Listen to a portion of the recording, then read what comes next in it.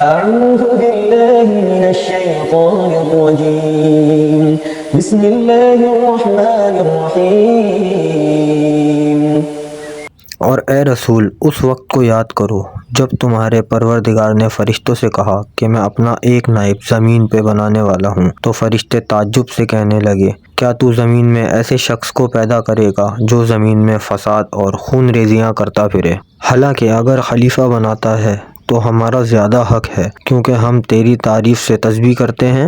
اور تیری پاکیزگی ثابت کرتے ہیں۔ تب خدا نے فرمایا اس میں تو شک ہی نہیں کہ جو میں جانتا ہوں تم نہیں جانتے، اور آدم کی حقیقت ظاہر کرنے کی غرض سے آدم کو سب چیزوں کے نام سکھا دیے، پھر ان فرشتوں کے سامنے پیش کیا اور فرمایا کہ اگر تم اپنے دعوے میں کہ ہم مستحق خلافت ہیں سچے ہو تو مجھے ان چیزوں کے نام بتاؤ۔ تب فرشتوں نے عاجزی سے عرض کی تو ہر عیب سے پاک و پاکیزہ ہے، ہم تو جو کچھ تو نے بتایا اس کے سوا کچھ نہیں جانتے، تو بڑا جاننے والا مصلحتوں کا پہچاننے والا ہے۔ اس وقت خدا نے آدم کو حکم دیا اے آدم تم ان فرشتوں کو سب چیزوں کے نام بتا دو۔ بس جب آدم نے فرشتوں کو ان چیزوں کے نام بتا دیے تو خدا نے فرشتوں کی طرف خطاب کر کے فرمایا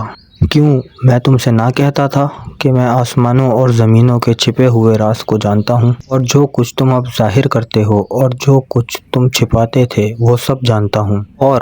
اس وقت کو یاد کرو جب ہم نے فرشتوں سے کہا کہ آدم کو سجدہ کرو تو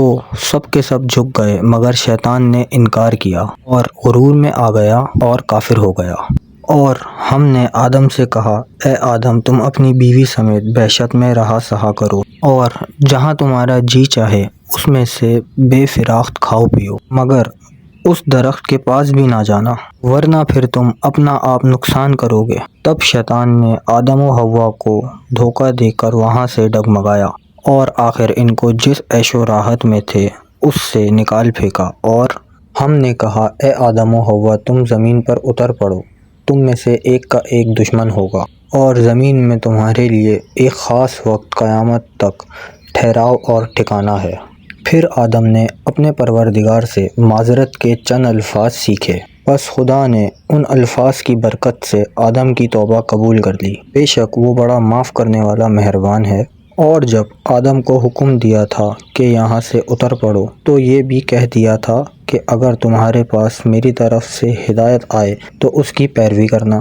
کیونکہ جو لوگ میری ہدایت پر چلیں گے ان پر قیامت میں نہ کوئی خوف ہوگا اور نہ وہ رنجیدہ ہوں گے۔ اور یہ بھی یاد رکھو کہ جن لوگوں نے کفر اختیار کیا اور ہماری آیتوں کو جھٹلایا تو وہی جہنمی ہیں اور ہمیشہ دوزخ ہی میں پڑے رہیں گے۔